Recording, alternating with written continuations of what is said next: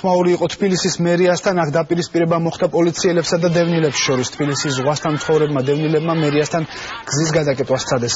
შარტაოს ქუჩაზე მოძრაობა რამდენიმე წუთით მართლაც შეჩერდა, მაგრამ სამართალდამცველებმა აქციის მონაწილეების წინააღმდეგობის მიუხედავად გზა გახსნეს.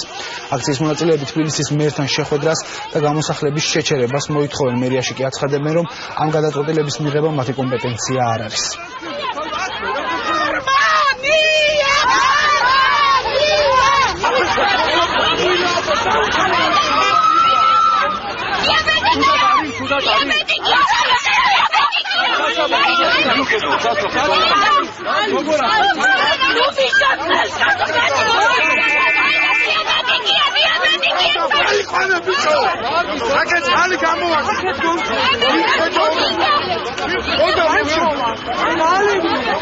არავინ არ გვაქვს ყურადღებას.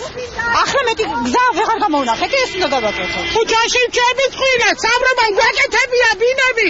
ხარჯი გადმოწევია სოციალურ დაუცველ ხალხს. არანაირი ალტერნატივას არ გვაძლევს და პოლიცია ქუჩაში ყრის. ბუნებრივია ვიცნობთ ამ პრობლემას. ჩვენ შევხვდით ყველა ჩართულ მხარეს. ჩვენ არ შეგვიძლია კონკრეტულ იმ ნაწილში, რომელსაც მოქალაქეები ითხოვენ, ჩავერიოთ. ამიტომ ყოველად გაურკვეველი არის, რატომ ტარდება ეს აქცია მერიასთან. ამ პრობლემის გადაწყვეტის ადრესატი არის სხვა სტრუქტურა, რაც მათ განემარტათ არაერთგზის, ასე რომ მინდა მოუწოდო აქციის ყველა მონაწილეს, რომ იქნებ დაიცვან კანონმდებლობა